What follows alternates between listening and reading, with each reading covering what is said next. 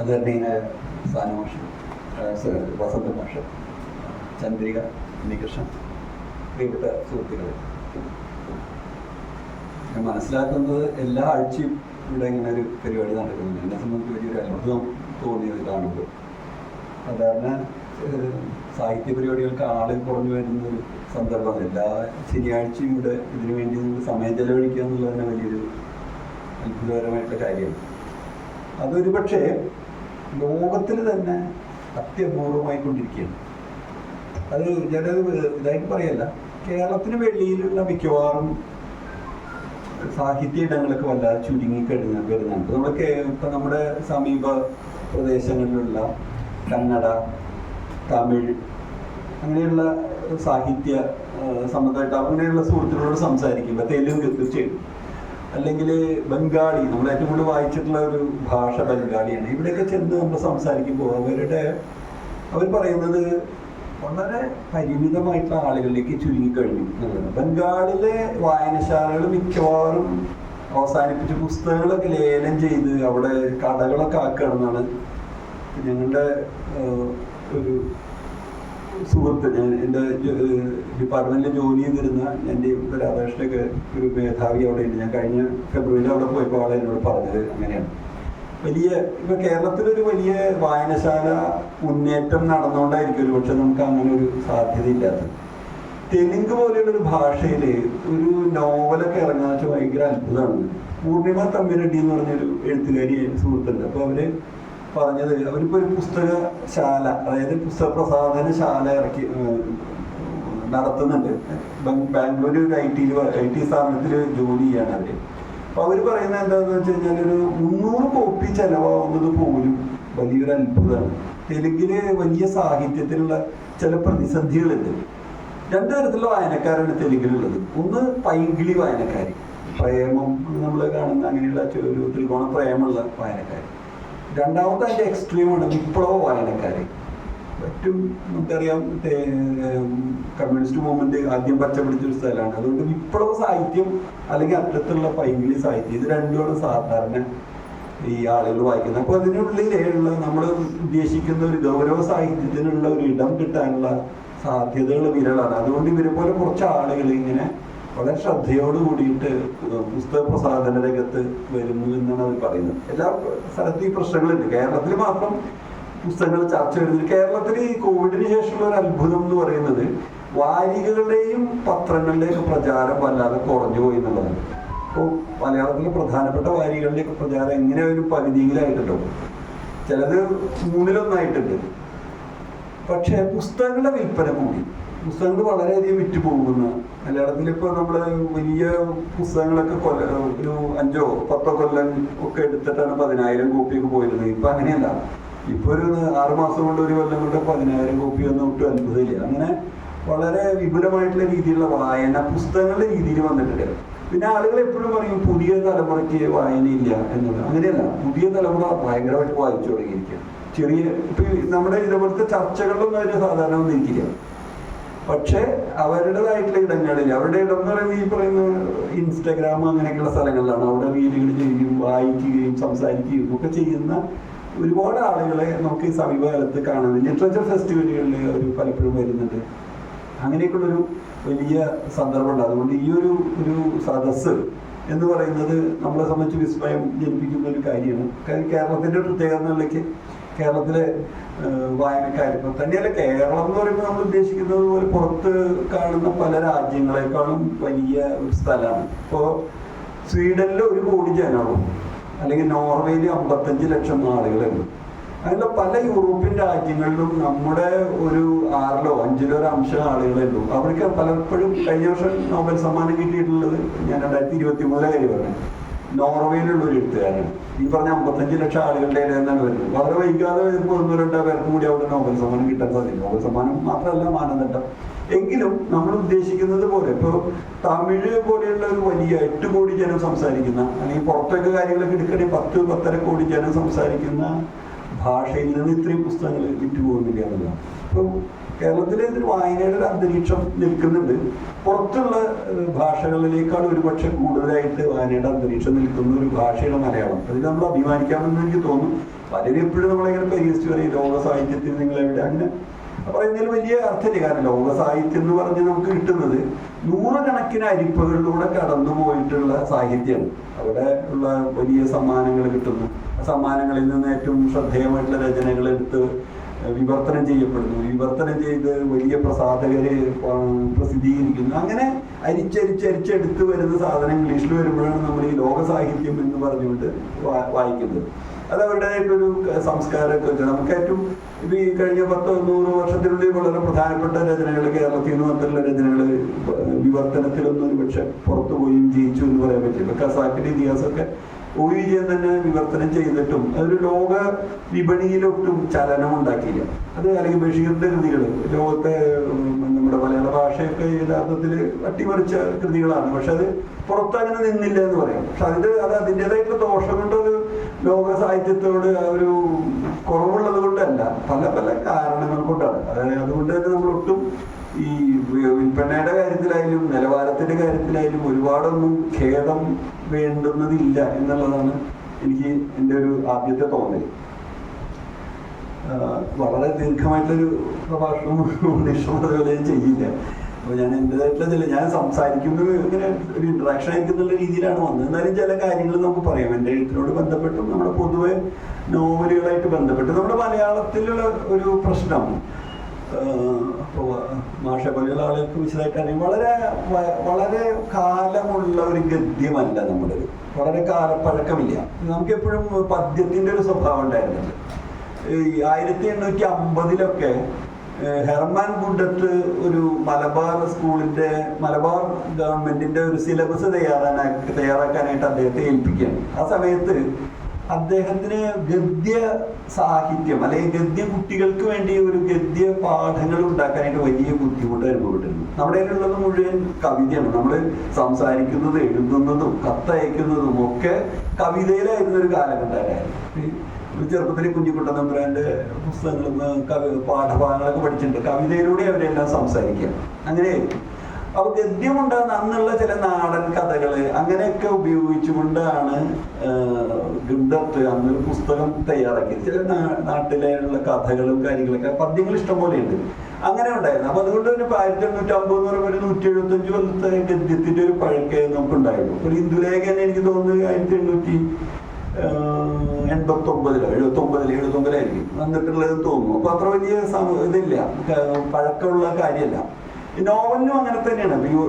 കഴിഞ്ഞ വർഷം ജയമോഹൻ പങ്കെടുത്ത ഒരു പരിപാടിയിൽ ജയമോഹൻ പൊതുവെ എപ്പോഴും തമിഴിൽ എഴുതും, മലയാളത്തിൽ എഴുതും. ഇവിടെ വരുമ്പോൾ നമ്മൾ വളരെ ആരാധനയോടെ കാണും. എന്നാൽ അദ്ദേഹം ഇവിടെ വന്ന് മലയാളത്തിലെ എഴുത്തുകാരെ മൊത്തം പറയും. മലയാളം ഭാഷ, മലയാളത്തിലെ നോവലിസ്റ്റുകൾ മുഴുവൻ യൂറോപ്പിനെ അനുകരിച്ചുകൊണ്ടിരിക്കുകയാണെന്ന് ഇങ്ങനെ അദ്ദേഹം ഒരു കുറ്റപ്പെടുത്തുന്ന രീതിയിൽ പറയുന്നുണ്ടായി. അപ്പൊ ഞാനതിൽ പങ്കെടുത്തിരുന്ന ആ പരിപാടിയിൽ. അപ്പൊ ഞാൻ പറഞ്ഞു അത് സ്വാഭാവികമാണ്. കാരണം മലയാളികൾ യൂറോപ്യൻ നോവലിനെ സ്വാധീനിക്കപ്പെടും. മലയാളികൾ യൂറോപ്യൻ നോവലിനെ സ്വാധീനിക്കപ്പെടും എന്നുള്ളതിന് സംശയമൊന്നുമില്ല. കാരണം ഈ നോവൽ എന്നുള്ളതൊരു യൂറോപ്യൻ സങ്കല്പമാണ്, അല്ലെങ്കിൽ യൂറോപ്യൻ ആശയമാണ്. നോവലിനും അങ്ങനെ ഇപ്പൊ നമ്മൾ കേൾക്കുന്ന ഈ ഡോൺ കിക്സോട്ടൊക്കെയാണ് ആദ്യത്തെ ഒരു നോവലായിട്ട് കണക്കാക്കുന്നത്. 400 വർഷത്തെ പഴക്കമുള്ളൂ. ഒരുപക്ഷെ ക്ലാസിക്കായിട്ട് അതിൻ്റെ സ്വാഭാവികമായിട്ടുള്ള ഒരു മഹത്വം ഉള്ളത് കൊണ്ട് അതിനെ പിൽക്കാലത്ത് ഇപ്പോൾ ഒരു 10-12 കൊല്ലം മുമ്പ് വീണ്ടും ഒരു വലിയ മഹത്തായ ഒരു തർജ്ജമ വന്നു എന്ന് പറയാം. നമ്മുടെ സ്പാനിഷിലെ ഏറ്റവും പ്രധാനപ്പെട്ട ഒരു തർജ്ജമ സമീപകാലത്ത് മരിച്ചുപോയ ഒരു ഈഡിത്ത് ഗ്രോസ്മാൻ എന്ന് പറഞ്ഞൊരു വിവർത്തകയുണ്ട്. അവരാണ് അത് തർജ്ജമ ചെയ്തത്. അപ്പോൾ അതിന് വീണ്ടും ശ്രദ്ധ കിട്ടി. അതുകൊണ്ട് യൂറോപ്യൻ നോവലുകളെ പിന്തുടരുക എന്നുള്ളത് എല്ലാ കാലത്തും നമ്മുടെ ഇതായിരുന്നു. മറ്റേ ചന്തുമേനൻ അങ്ങനെയാണ് ചെയ്തത്. യൂറോപ്യൻ നോവലുകളെ ആലോചിച്ചുകൊണ്ട് അതേപോലെ ഒരു മലയാളികൾക്ക് വായിക്കാൻ ഒരു കഥ ഉണ്ടാക്കണം എന്ന് പറഞ്ഞു. അത് പിൽക്കാലത്ത് ഇപ്പൊ തകഴിയുടെയൊക്കെ തലമുറ വന്നപ്പോൾ ഫ്രഞ്ച് വലിയ സാഹിത്യകാരന്മാരുടെ രചനകളെ ആധാരമാക്കി ചെയ്തു. പാവങ്ങൾ എനിക്ക് തോന്നുന്നത് ഈ കഴിഞ്ഞ വർഷമാണ് ഈ വർഷമാണെങ്കിൽ ഒരു 100 വർഷം പാവങ്ങളുടെ വിവർത്തനത്തിലാവണം. ആലപ്പാട്ട് നാരായണനും പാവങ്ങളുടെ വിവർത്തനം ചെയ്ത് 100. അത് നമ്മുടെ ഭാഷയുടെ ഗദ്യ സാഹിത്യത്തെ വലിയ തോതിൽ കുതിപ്പിച്ച ഒരു സംഭവമാണ്. അപ്പോൾ തീർച്ചയായിട്ടും അദ്ദേഹത്തിന്റെ ഈ വിവർത്തനത്തിന് ശേഷം വളരെ വലിയ നോവലിസ്റ്റുകൾ ഇപ്പോൾ കാലത്ത് തകഴിയും ഈ പറഞ്ഞ ബഷീറും ഒക്കെയുള്ള അവരുടെ തലമുറ വന്നു. അതിനുശേഷം നമ്മൾ യൂറോപ്പിലേക്ക് തന്നെയാണ് നോക്കുന്നത്. യൂറോപ്പിലേക്ക് നോക്കിയിട്ടുള്ള ഫ്രഞ്ച് എക്സിസ്റ്റൻഷ്യൽ അല്ലെങ്കിൽ അസ്തിത്വവാദ സാഹിത്യത്തെ നോക്കിക്കൊണ്ട് മുകുന്ദനായാലും കാക്കനാടനായാലും ഒക്കെയുള്ള കാഫ്കയൊക്കെ നോക്കിക്കൊണ്ടുള്ള എഴുത്ത് തന്നെയാണ് നമ്മുടെ അടുത്തുണ്ടായിരുന്നത്. അതിനൊരു വ്യതിയാനം ഉണ്ടാകുമെന്ന് പറയുന്നത് ഒരു പക്ഷേ ഗബ്രിയേൽ ഗാർഷ്യ മാർക്കേസിനെ ഒരു മലയാള സാഹിത്യകാരനായിട്ട് നമ്മൾ അംഗീകരിക്കാൻ തുടങ്ങിയതാണ്. അതൊരു 80കൾ മുതലുള്ള ഒരു കാലാണ്. ഏകാന്തയുടെ 100 വർഷങ്ങൾ മലയാളത്തിന് MT പരിചയപ്പെടുത്തുന്നു. അമേരിക്ക പോയി വരുമ്പോൾ ഒരു കോപ്പി കൊണ്ടുവരുന്ന ആളുകൾ വായിക്കുന്നു. സാഹിത്യ പരമ്പരത്തിലെ കൃഷ്ണൻ നായർ പറയുന്നു. പിന്നെ അതിൻ്റെ ഒരു വിവർത്തനം 80കളുടെ അവസാനം ഉണ്ടാകുന്നു. പിന്നെ അദ്ദേഹത്തിൻ്റെ പല കഥകളും വിവർത്തനം ചെയ്തു വരുന്നു. അതുപോലെ തന്നെ വിലാസിനി പെട്രോ പരാമ എന്ന് പറയുന്ന പുസ്തകത്തെ പറ്റി പുസ്തകത്തിൻ്റെ ഒരു വിവർത്തനം കൊണ്ടുവരുന്നു. അതിൻ്റെ ലാറ്റിൻ അമേരിക്കൻ ലിറ്ററേച്ചറിനെ പറ്റിയുള്ള വളരെ വിശദമായിട്ടൊരു പഠനം അദ്ദേഹം ഒരു അവതാരിക എന്നുള്ള രീതിയിൽ അവതരിപ്പിക്കുന്നു. പിന്നെ സമീപകാലത്ത് ഇങ്ങനെ ഒരുപാട് ഈ ലാറ്റിൻ അമേരിക്കയൊക്കെ നമ്മുടെ ശ്രദ്ധയിൽ വരുന്ന തരത്തിലുള്ള വലിയൊരു വിപ്ലവം അവരുടെ 60കൾ തൊട്ടുള്ള ലാറ്റിൻ അമേരിക്കൻ ബൂം എന്ന് പറയും. ഒരു വലിയ എഴുത്തുകാരെ ഇപ്പോൾ കഴിഞ്ഞ ആഴ്ച മരിച്ചുപോയ മരിയ വർഗാസ് യോസയാണ് അതിൻ്റെ അവസാനത്തെ കണ്ണി. അതിനു മുമ്പുള്ള വലിയ എഴുത്തുകാരെ നമുക്ക് ഏറ്റവും പരിചയം മാർക്കേസാണ്. മാർക്കേസിൻ്റെ ഒപ്പം തന്നെ കോർട്ടസാറ്, ഫ്യൂറൻസ്, അങ്ങനെയൊക്കെയുള്ള ഈ അമേരിക്കൻ തെക്കേ അമേരിക്കയിലും മെക്സിക്കോയിലായിട്ട് താമസിക്കുന്ന ഒരുപാട് അല്ലെങ്കിൽ അവിടെ ജനിച്ചിട്ടുള്ള ഒരുപാട് എഴുത്തുകാര് വരികയും അവരുടെ സാഹിത്യം നമ്മൾ അങ്ങനെ പിന്തുടരാൻ ശ്രമിക്കുകയും ചെയ്തു. മാർക്കേസിന്റെ ഒക്കെ സാഹിത്യം നമുക്ക് വളരെ എളുപ്പത്തിൽ ഇഷ്ടപ്പെട്ടത് അതിന്റെ കാരണം നമ്മുടെ സംസ്കാരമായിട്ട് അതിനുള്ള ബന്ധം കൊണ്ടാണ്. അതിന്റെ രണ്ട് കാര്യം എന്താ വെച്ചാൽ നമ്മുടെ നാട്ടുപുറത്തുള്ള മിക്കവാറും കഥകൾക്കൊക്കെ ഈ മാർക്കേസ് പറയുന്ന കഥകളായിട്ട് സാദൃശ്യം. നമ്മുടെ തൃശ്ശൂരിന്റെ കാര്യം പറയുന്നത് ടീറ്ററപ്പായി എന്ന് പറഞ്ഞിട്ട് ഒരാളുണ്ടായിരുന്നില്ലേ, അദ്ദേഹം 200 ഇഡ്ഡലി കഴിച്ചെന്നും ഒക്കെ വളരെ സ്വാഭാവികമായിട്ട് നമ്മൾ പറയുന്നുണ്ട്. ഏകാന്തയുടെ 100 വർഷങ്ങൾ അങ്ങനെ ഒരു കഥാപാത്രമുണ്ട്. അതുപോലെ തന്നെ നമ്മളിപ്പോൾ ഒരാള് അപശകുനം എന്നുള്ള രീതിയിൽ ഒരാൾ എന്തെങ്കിലും ഒരു ചക്ക വളരെ നല്ല ഭംഗിയുള്ള ചക്കയാണെന്ന് പറഞ്ഞാൽ അപ്പോൾ ചക്ക വീഴുന്നൊക്കെയുള്ള കരിങ്കണ്ണ്, ഇതൊക്കെ ഈ ലാറ്റിൻ അമേരിക്ക അല്ലെങ്കിൽ കൊളംബിയയിലുള്ള ഗ്രാമങ്ങളിലും ഉണ്ടെന്നുള്ളത് നമ്മൾ അതിൽ നിന്ന് ഈ കഥ വായിക്കുമ്പോൾ ഇങ്ങനെ മനസ്സിലാക്കി പോരുന്നത്. അതുകൊണ്ടാണ് നമുക്ക് അതിനോട് കൂടുതൽ, പ്രത്യേകിച്ചും ഈ പോർച്ചുഗീസുകാരാണ് ഇവിടെ വന്നതെങ്കിൽ അവര് അവശേഷിപ്പിച്ചു പോയ ഒരു ലാറ്റിൻ ക്രിസ്ത്യൻ സംസ്കാരമുണ്ട് കേരളത്തിൽ. എങ്ങനെ ഇപ്പൊ കൊച്ചിയിലൊക്കെ ഉള്ള പോലെ തന്നെ അവരുടെ കുരിശ് പെരുന്നാളുകള്, അതുപോലെ തന്നെ അവരുടേതായിട്ടുള്ള ചില പലഹാരങ്ങള്, അതൊക്കെ നമ്മുടെ ഈ പറയുന്ന ലാറ്റിൻ അമേരിക്കൻ ഭൂഖണ്ഡത്തിൽ നിന്ന് വന്നിട്ടുള്ള അവരുടെ ലാറ്റിൻ കാത്തലിക് സെക്റ്റിൽ നിന്നും ഉണ്ടായിട്ടുള്ള, അതുകൊണ്ട് നമുക്ക് വളരെ എളുപ്പത്തിൽ അതിനോട് താതാത്മ്യം പ്രാപിക്കാനായിട്ട് പറ്റും എന്ന് പറയും. ഈ ഇപ്പൊ കഴിഞ്ഞ ആഴ്ച മരിച്ചുപോയ വലിയൊരു എഴുത്തുകാരെ കുറിച്ച് എന്തെങ്കിലും പറഞ്ഞുകൊണ്ട് ഞാൻ തുടങ്ങാന്ന് വിചാരിക്കുന്നു. ഈ മാരിയ വർഗാസ് യോസയ്ക്ക് ഒരു പക്ഷേ കേരളത്തില് വലിയ എല്ലാവരും പറയും, എന്നാൽ വലിയ തർജ്ജമകൾ വന്നിട്ടില്ല. ഇതിൽ ആളുകൾ മിക്കവാറും ഉദ്ദേശിക്കുന്നത് രണ്ടാനമ്മയ്ക്ക് സ്തുതി എന്ന് പറയുന്ന ഒരു കൃതിയാണ് കേരളത്തിൽ ഏറ്റവും കൂടുതൽ ചർച്ച ചെയ്യപ്പെട്ടത്. പിന്നെ ഉള്ളത് ഈ ആടിന്റെ വിരുന്ന് എന്ന് പറഞ്ഞ ആശാലത സാഹിത്യ അക്കാദമി അവാർഡ് കിട്ടിയത് അതിന്റെ വിവർത്തനത്തിൽ. ഈ 2 പുസ്തകങ്ങളാണ് മിക്കവാറും ആളുകൾ യോസയുടെ കഥകളായിട്ട് പറയുന്നത്. യോസ സത്യം പറയുകയാണെങ്കിൽ ഈ രണ്ടാനമ്മയ്ക്ക് സ്തുതി, അതുപോലെ തന്നെ ആളുകൾ എപ്പോഴും പറയുന്ന തരത്തിലുള്ള ഈ വളരെ ലൈംഗികമായിട്ടുള്ള ഒരു വലിയ തുറസ്സുകൾ കാണിച്ചിരുന്ന കഥകളെ എഴുതിയിട്ടുണ്ടെന്നുള്ള സത്യമാണ്. പക്ഷെ അദ്ദേഹത്തിന്റെ മികച്ച രചനകൾ പലപ്പോഴും ഈ ഡിക്റ്റേറ്റർ നോവലുകൾ എന്ന് പറയുന്നതാണ്. സർവാധികാരികളായിട്ടുള്ള വലിയ പ്രഭു സമാനമായിട്ടുള്ള രാഷ്ട്രപതിമാരെ പറ്റിയും അവരുടെ അതിഭീകരമായിട്ടുള്ള ചില ചെയ്തികളെ പറ്റിയൊക്കെ ഉദ്ദേശിക്കുന്ന കഥകളാണ്, നോവലുകളാണ് അദ്ദേഹത്തിൽ. ഈ ആടിന്റെ വിരുന്ന്, ആട് എന്ന് പറയുന്നത് ഈ മധ്യ അമേരിക്കയിലെ ഡൊമിനിക്കൻ റിപ്പബ്ലിക്കിലെ ഒരു റാഫേൽ തൂഹിയോ എന്ന് പറയുന്ന ഒരു അതിക്രൂരനായിട്ടുള്ള ഒരു ഭരണാധികാരി 1930 മുതൽ 61 വരെ ഭരിച്ചിട്ടുള്ള അതിക്രൂരനായിട്ടുള്ള, നമുക്ക് ചിന്തിക്കാൻ പോലും പറ്റാത്ത തരത്തിൽ 1-2 ഉദാഹരണം പറയാം. അങ്ങനെയുള്ള വലിയ നരാധമനായിട്ടുള്ള ഒരു പ്രസിഡന്റിനെ പറ്റിയിട്ടുള്ളൊരു കഥയാണ്. ഇയാള് നമ്മൾക്ക് നമ്മുടെ കാലത്ത് ചിന്തിക്കാൻ പോലും പറ്റാത്ത രീതിയിലാണ്. അയാളുടെ ഭാര്യമാരെ കൊണ്ട് ഇയാൾക്ക് സമർപ്പിക്കണം, അത്രമാത്രം വിധേയത്വം ഇയാളെ ഇവരിൽ നിന്ന് പ്രതീക്ഷിക്കുന്നുണ്ട്. അതുപോലെ തന്നെ ഇയാൾ വിദേശത്തൊക്കെ പോകുമ്പോൾ കൂടെ ഒരാൾ വന്നിരുന്ന സ്ഥിരം ഡെപ്യൂട്ടി ആയിട്ട് വന്നിരുന്ന ആളാണ്. ആ ഡെപ്യൂട്ടി ആയിട്ടുള്ള ആൾക്ക് ചെറിയ മാധ്യമ ശ്രദ്ധ അവിടെ കിട്ടുന്നുണ്ടെന്ന് മനസ്സിലായതോട് കൂടിയിട്ട് തിരിച്ചു വന്ന ഉടൻ തന്നെ ഈ മനുഷ്യനെതിരെയുള്ള അഴിമതി ആരോപണങ്ങളൊക്കെ പത്രങ്ങളിൽ പ്രത്യക്ഷപ്പെടാൻ തുടങ്ങി. കുറച്ചു കാലം കൊണ്ട് അയാളെ ഈ ഭരണകൂടത്തിൽ നിന്ന് നിഷ്കാസിതനാക്കാൻ പോകുന്ന രീതിയിലുള്ള പ്രചരണ പരിപാടികൾ അവർ നടത്തേണ്ടത്. ഇങ്ങനെയുള്ള രീതിയിലാണ് ഈ കഥയിൽ തന്നെ യുറാനിയ കബാൾ എന്ന് പറയുന്ന ഒരു പെൺകുട്ടിയാണ്, 14 വയസ്സുള്ള പെൺകുട്ടീനെ സ്വന്തം അച്ഛൻ ഇയാൾക്ക് സമർപ്പിക്കുന്ന. അവിടെ നിന്ന് അവര് പോയിട്ട് ഈ 35 കൊല്ലത്തോളം അമേരിക്കയിലേക്ക് അവർ രക്ഷപ്പെട്ടു പോവുകയും പിൽക്കാലത്ത് അച്ഛൻ വയ്യാതെ കിടക്കുമ്പോൾ അവരെ തിരിച്ചു വരാനായിട്ട് വരുന്നതാണ് ഈ കഥ. അതിൻ്റെ ഉള്ളില് അതേ സമയം തന്നെ ഈ കഥ വളരെ ഉപപരമായിട്ട് വളരെ പരീക്ഷണങ്ങൾ നടത്തുന്ന ഒരു എഴുത്തുകാരനാണ് ഈ മറിയ വർഗാസ് യോസ. അദ്ദേഹത്തിന്റെ 1, 3, 5 എന്നുള്ള ചാപ്റ്ററിൽ കാണുന്ന ഒറ്റ നമ്പറുള്ള ചാപ്റ്ററുകൾ കാണുന്ന കാര്യമല്ല 2, 4, 6 ഈ 2, 4, 6 ഈ അതിക്രൂരനായിട്ടുള്ള ത്രൂഹിയോനെ കൊല്ലാനായിട്ട് വിപ്ലവകാരികൾ കാത്തു നിൽക്കുന്നതും അയാളെ വധിക്കുന്നതും അതിനുശേഷമുള്ള ഭരണമാറ്റങ്ങളൊക്കെയുള്ള ഒരു വലിയ ഒരു കാര്യം. ഞാനത് വളരെ വർഷം മുമ്പ് വായിച്ചിട്ടാണ്. ഞാനിപ്പോൾ ഈ ലേഖനം എഴുതുന്നതിൻ്റെ ഭാഗമായിട്ട് അതൊന്ന് ഓടിച്ചു. മഹാത്മാഗാന്ധി സ്ട്രീറ്റ് എന്ന് പറഞ്ഞിട്ടൊരു ഒരു തെരുവിൻ്റെ പേരുണ്ട് ഈ ഡൊമിനിക്കൻ റിപ്പബ്ലിക്കിൽ.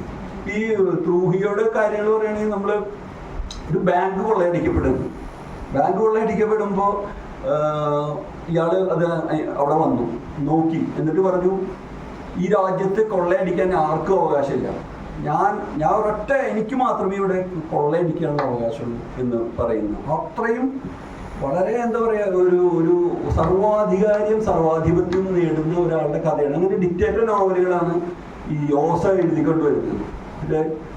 അതിനോട് വേറെ വളരെ പ്രധാനപ്പെട്ട ചില രചനകളുണ്ട്. അപ്പൊ ഞാനത് വസന്തമാഷ് പറഞ്ഞൊരു പോയിന്റിലേക്കാണ് വരുന്നത്, അതുകൊണ്ടാണ് പറഞ്ഞത്. അപ്പൊ ഈ അടുത്ത ചൊവ്വാഴ്ച വരുന്ന മാതൃവ്യാഴ്ച പതിപ്പിൽ ഈ യോസയുടെ ഒരു അനുസ്മരണത്തിൽ ഞാനൊരു ലേഖനം എഴുതുന്നുണ്ട്. 3-4 നോവലുകളെ ഉപയോഗിച്ചുകൊണ്ട്, ഈ യോസയുടെ നോവലുകളെ ഉപയോഗിച്ചുകൊണ്ട് ലേഖനം എഴുതുന്നുണ്ട്. വൈലോപ്പിള്ളിയുടെ ഒരു വരിയാണ് അതിന്റെ ശീർഷകമായിട്ട് കൊടുക്കുന്നത്. അതായത് കേവലം മൺതുരുമ്പിൽ കിടപ്പു ദേവലോകം തുറന്നിടും താക്കോൽ എന്നാണ് കുടിയൊഴിക്കലിന്റെ വരികളാണ്. അതായത് വളരെ ആദർശാത്മകമായിട്ട് ലോകം അന്വേഷിച്ചു പോകുന്ന ചില കഥാപാത്രങ്ങളെ ഉപയോഗിക്കുന്ന നോവലുകൾ വന്നിട്ടുണ്ട്. ഈ ആദ്യ വരുന്ന കൂടെ അല്ലാതെ ഞാൻ മുമ്പ് അന്ധകാരണി എന്നുള്ളൊരു നോവൽ എഴുതിയിട്ടുണ്ട്. അതിനെ പറ്റി കുറച്ച് പറയും. ഈ അന്ധകാരണയുടെ ഒരു തുടക്കം എന്ന് പറയാവുന്നത്, ട്രിഗർ എന്ന് പറയാവുന്നത് യോസയുടെ ഒരു നോവലാണ്. ഇത് റിയൽ ലൈഫ് ഓഫ് അയഹാന്തോ മൈത്ത എന്ന് പറഞ്ഞിട്ടുള്ള ഒരു നോവലിസ്റ്റ് ഉണ്ട്, ഒരു നോവലാണ്. ഈ നോവല് 89 മറ്റേ ഇറങ്ങിയത്. ഞാൻ പറഞ്ഞത് പുൽപ്പള്ളി തുടങ്ങിയിട്ടുള്ള നക്സൽ ആക്രമണങ്ങൾ നിങ്ങൾ ആലോചിക്കുന്നുണ്ട്. ഒരു പോലീസ് സ്റ്റേഷൻ ആക്രമിക്കുകയും ഈ പോലീസ് സ്റ്റേഷനിൽ നിന്ന് തോക്കെടുത്തുകൊണ്ട് അവിടെയുള്ള 1-2 പോലീസുകാരെ വധിക്കുകയും അത് തീർച്ചയായിട്ടും ഒരു ഭരണകൂട വിപ്ലവമായിട്ട് മാറ്റിയിട്ട് ഇവര് ഇപ്പൊ നമ്മുടെ നാട്ടിലുള്ള അജിതെ പോലെയും ഒക്കെ ഫിലിപ്പം പ്രസാദിനെ പോലെയുള്ള ആളുകള് അങ്ങനെയുള്ളവരൊക്കെ കാട്ടിൽ കയറി പോയി ഒരു 10 ദിവസം ഒളിച്ചിരിക്കുകയും കുറച്ചു കാലം കഴിഞ്ഞ് തിരിച്ചു വന്ന് പോലീസിന്റെ പിടിയിലാവുകയും മർദ്ദനത്തിനും ഇങ്ങനെ നമുക്ക് പരിചയമുള്ള ഒരു കാര്യമാണ്. ഇതിന്റെ ഒരു ഘട്ടമാണ് നമ്മൾ ഈ അടിയന്തരാവസ്ഥയിലുള്ള കാര്യമായിട്ട് ബന്ധപ്പെടുത്തി അന്ധകാരണി എന്നുള്ള നോവലിൽ എഴുതാൻ ശ്രമിച്ചത്. യോസയുടെ നോവലിൽ ഇങ്ങനെ ഒരു സംഭവമുണ്ട്. ഈ നമ്മുടെ ലോകത്ത് നടക്കുന്ന പല കാര്യങ്ങൾക്കും സാദൃശ്യമുണ്ട് എന്നുള്ളത് മനസ്സിലാവുന്നതാണ്. അങ്ങനെയാണ് യോസയുടെ കഥാപാത്രം. ഇങ്ങനെ മായിത്ത എന്ന് പറയുന്ന കഥാപാത്രം പോലീസ് സ്റ്റേഷനെ ആക്രമിക്കുകയും അതിനുശേഷം ജയിലിലാവുകയും ചെയ്തു. കുറെ പേര് ഓടിപ്പോയി. പോലീസ് സ്റ്റേഷൻ ആക്രമിക്കുന്ന ദിവസം വരെ എല്ലാവരും ഉണ്ടാവും. നക്സൽ മൂവ്മെന്റ് തന്നെയാണ്, മാവോയിസ്റ്റുകളാണ്. അത് കഴിഞ്ഞ് ഇവര് ആ ദിവസം ആകുമ്പോൾ കുറെ പേര് ഒഴിഞ്ഞു പോകും, പല കാരണങ്ങൾ കൊണ്ട്, ഭയം കൊണ്ടൊക്കെ. കുറച്ച് പേര് ഇതിൽ പങ്കെടുക്കുകയും അതിനുശേഷം പിടിയിലാകപ്പെടുകയും ചെയ്തു. ഇയാൾ 10 കൊല്ലത്തെ തടവ് ശിക്ഷ വരും. വർഷങ്ങൾക്ക് ശേഷം ആളുകൾ ഒരു അന്വേഷണാത്മക സ്വഭാവമുള്ള റിപ്പോർട്ടർമാരെ പോയിട്ട് ഇയാളുടെ കൂടെ പണിയെടുത്തിട്ടുള്ള അല്ലെങ്കിൽ ആ വിപ്ലവത്തിലുണ്ടായിരുന്ന കാര്യങ്ങൾ എന്തൊക്കെയാണ് എന്ന് ചോദിച്ചുകൊണ്ട് ഒരു അന്വേഷണം നടത്തണം. അപ്പൊ പല ആളുകൾ, ഇപ്പൊ നമ്മളിവിടെ 10 പേര് ഇരിക്കുന്നെങ്കിൽ 10 പേര് ഈ വിപ്ലവത്തിൽ പങ്കെടുത്തിട്ടുണ്ടെങ്കിൽ 10 പേരും ഇയാളുടെ കഥ പറയണം. മായിത്ത എങ്ങനെയാണ്, എവിടെയാണ് അയാൾ ഉണ്ടായിരുന്നത് എന്നുള്ള കാര്യം ഇങ്ങനെ കഥ പറയും. 10 തരത്തിലാണ് ഈ കഥ പറയുക. ഈ 10 തരത്തിൽ ഈ മായിത്ത എന്ന് പറയുന്ന ആള് യഥാർത്ഥത്തിൽ ഈ വിപ്ലവകാരികളിൽ നിന്ന് തന്നെ പുറത്താക്കപ്പെട്ടു. ഒന്നാമത്തെ ദിവസം അയാള് ഒരു ട്രോട്സ്കിസ്റ്റ് ആയിരുന്നു എന്നൊരു മുദ്രകുത്താണ്. ട്രോട്സ്കി എന്ന് പറഞ്ഞു കഴിഞ്ഞാൽ സ്റ്റാലിന്റെയും ലെനിന്റെയും ഒക്കെ കാലത്ത്, ഒരുപക്ഷെ സ്റ്റാലിന്റെ കാലത്ത് അന്തിക്രിസ്തു എന്ന് പറയുന്നതിനേക്കാൾ വലിയ വിഷയമുള്ള സംഭവമാണ്. ഇപ്പൊ ട്രോട്സ്കിസ്റ്റ് അയാൾ മുദ്രകുത്തി, ഇയാൾ ട്രോട്സ്കിസ്റ്റ് ആണ്. പിന്നെ സ്വവർഗാനുരാഗിയാണെന്നുള്ളൊരു ആരോപണം അവർ ഉന്നയിക്കുക. അത് അന്ന് കാലത്ത് വിപ്ലവകാരികൾക്ക് ചിന്തിക്കാൻ പോലും പറ്റാത്തൊരു കാലമായിരുന്നു. ഒരു 50-60കളുടെ കാര്യം പറയുന്നത്. അങ്ങനെ ഇയാള് അന്വേഷണം നടത്തി അവസാനം മായിത്തേനെ കണ്ടിരിക്കും. അതിൽ നമ്മുടെ നാട്ടിൽ ഈ സർവത്തൊക്കെ വിളിക്കുന്ന പോലെ കഥ നടത്തിയിട്ട് ജയിലിൽ നിന്ന് പറഞ്ഞതിന് ശേഷം അയാളുടേതായിട്ടുള്ള കഥ പറയും. അപ്പൊ ഇതിനു മുമ്പ് പറഞ്ഞിട്ടുള്ള ആളുകളുടെ കഥകളൊക്കെ മാറുകയും അല്ലെങ്കിൽ അവരുടെ കഥകളിലൊക്കെ പാളിച്ചകൾ ഉണ്ടെന്ന് തെളിയുകയും ചെയ്തു. ഇങ്ങനെയുള്ള ചില കാര്യങ്ങളാണ്. അപ്പൊ ഇത്തരം ചില നോവലുകൾ തീർച്ചയായിട്ടും നമ്മുടെ ഭാഷയിൽ ഉള്ള ചില അല്ലെങ്കിൽ നമ്മുടെ കേരളത്തിലുള്ള സംസ്ഥാനത്തിലുള്ള ചില കാര്യങ്ങളും ചരിത്രമായിട്ടൊക്കെ ബന്ധമുള്ളത് കൊണ്ട് നമ്മളെപ്പോഴും പുറത്തേക്ക് നോക്കുമ്പോൾ ഈ നമ്മളെ തന്നെ ഒരു കണ്ണാടി പോലെ കാണുകയും ഇവിടെ എഴുതാൻ ശ്രമിക്കുകയും ചെയ്തു എന്നുള്ളതാണ് ഞാൻ പറയുന്നത്. അതിൽ മാഷ് പറഞ്ഞൊരു കാര്യം ഈ കഠിനമായിട്ടുള്ള നോവലുകളുടെ പ്രശ്നം ഇതുണ്ട്. പ്രശ്നമായിട്ട് ചില നോവലുകൾ വായിച്ചാൽ മനസ്സിലാവുക എന്നുള്ള പ്രതിസന്ധി ഉണ്ട്. അത് മനഃപൂർവ്വം ഒരു എഴുത്തുകാർ ചെയ്യുന്നതാണ്. പ്രത്യേകിച്ച് യോസയ്ക്ക് ഇതുണ്ട്. യോസയുടെ ഒരു നോവല് കൺവെർസേഷൻ ദ കത്തീഡ്രൽ എന്ന് പറഞ്ഞൊരു നോവൽ. ഈ നോവല് ഞാനിത് ഒരിക്കൽ വായിക്കാൻ ശ്രമിച്ചിട്ട് ഒരു 120 പേജ് വായിച്ചിട്ട് എന്നെ കൊണ്ട് പറ്റാതെ ഞാൻ മാറ്റി നിർത്തി. ഇപ്പൊ ഇദ്ദേഹം മരിച്ചപ്പോൾ വീണ്ടും എടുത്ത് വായിക്കാം. അപ്പൊ ഈ നോവലിലുള്ള പ്രശ്നം എന്താ വെച്ച് കഴിഞ്ഞാൽ ഇത് കഠിനമായിട്ട് എഴുത്തോണ്ടല്ല, അതിന്റെ രൂപത്തിലുണ്ടാവുന്ന ചില അട്ടിമറികളല്ല. അതിലുണ്ടാവുന്ന എന്താ വെച്ച് കഴിഞ്ഞാൽ ഒരു 10 പേര് സംസാരിക്കുന്നത് തുടർച്ചയായിട്ട് എഴുതാണ്. 10 പേര് ഒരു കാര്യം സംസാരിക്കുന്നു. എഴുതുമ്പോൾ നമ്മൾ ശരിക്കും ഒരാള് ഞാനിപ്പോ ഇവിടെ ഉണ്ണികൃഷ്ണനോട് ഒരു കാര്യോട് എനിക്കൊരു പേന തരാമോ എന്ന് ചോദിച്ചു നിൽക്കാം. അപ്പൊ അതിന്റെ ഉത്തരം എഴുതുന്നുണ്ട്. ആ ഉത്തരം പറയുന്നത് ഉണ്ണികൃഷ്ണനല്ല. ഒരു 10-35 കൊല്ലം മുമ്പുള്ള ഒരു ചരിത്ര സന്ദർഭത്തിൽ നിന്ന് വേറൊരാൾ സംസാരിക്കുന്നതായിട്ട് കാണും. അപ്പൊ ആ മറുപടിക്ക് ഒരു പ്രതിമറുപടി ഇവിടെ നിന്ന് വരുമ്പോൾ അത് ചന്ദ്രിക സംസാരിക്കുന്നതായിരിക്കും. അങ്ങനെ ഈ സംഭാഷണങ്ങൾ ഇങ്ങനെ മാറണം. സത്യത്തിൽ 4 മണിക്കൂർ 2 പേരിരുന്ന് സംസാരിക്കുന്നതാണ് ഈ കത്തീഡ്രൽ സംഭാഷണം എന്ന് പറയുന്നത്. കത്തീഡ്രൽ എന്ന് പറഞ്ഞൊരു 3-അംഗ ബാറാണ്. ബാറിൽ വന്നിരുന്ന് സംസാരിക്കുക. ആ പേര് പോലും പള്ളി എന്നുള്ള പേരെടുത്തിട്ട് ബാറാക്കിയത്. അപ്പൊ ഇത് പെട്ടെന്ന് നമുക്ക് വായിച്ചാൽ നമുക്ക് പിടിയിട്ടില്ല. ഇത് എഴുത്തിന്റെ ഒരു നില. ഇത് എന്തുകൊണ്ട് ഇത്ര കഠിനമായിട്ടുള്ള നോവല് നിങ്ങൾ എഴുതിയെന്ന് ഇദ്ദേഹത്തോട് ഈ നോബൽ സമ്മാനത്തിന് ശേഷം ഇയാൾക്ക് കിട്ടിയ ശേഷം ചോദിക്കുന്നുണ്ട്. ചോദിക്കുമ്പോൾ ആള് പറഞ്ഞു സങ്കീർണമായിട്ടുള്ള ഒരു ജീവിതത്തെ അവതരിപ്പിക്കാൻ വളരെ സങ്കീർണമായിട്ടൊരു രൂപഘടനയെ ഞങ്ങൾ സ്വീകരിക്കുന്നു എന്നാണ് പറയുന്നത്. അപ്പൊ അതിൽ നമ്മൾ വളരെ സമയം നിക്ഷേപിക്കണം, ഇൻവെസ്റ്റ് ചെയ്താലേ ശരിക്കും ആ നോവൽ വായിക്കാൻ പറ്റുള്ളൂ. അപ്പൊ അതിനുള്ള സമയവും സന്ദർഭമുള്ള ഒരു കാലാണോ ഇതെന്നുള്ളതൊക്കെ വേറെ വിഷയങ്ങളാണ്. പക്ഷെ യോസയുടെ ഈ നോവൽ നമുക്ക് വായിക്കണം എന്നുണ്ടെങ്കിൽ സത്യത്തിൽ ഒരു കുറച്ച് പേജുകൾ കഴിഞ്ഞ് അതിന്റെ കഥയിലേക്ക് വന്നു കഴിഞ്ഞാൽ വലിയ ബുദ്ധിമുട്ടൊന്നുമില്ല. പക്ഷെ അതിനു വേണ്ടി നമ്മൾ പണിയെടുക്കാനും ഏതാണ്ട് നമ്മൾ ചെറുപ്പത്തിൽ കുട്ടികൾ പരീക്ഷയ്ക്ക് പഠിക്കുന്ന പോലെ ഇരുന്ന് ഇന്ന ക്യാരക്ടറിന് വരച്ചു വെക്കാനും എഴുതാനും തയ്യാറായി വേണ്ടി വേണം. അങ്ങനെയാണ് ഈ നോവലുകളുടെ ഒരു ഇത് വരുന്നത്.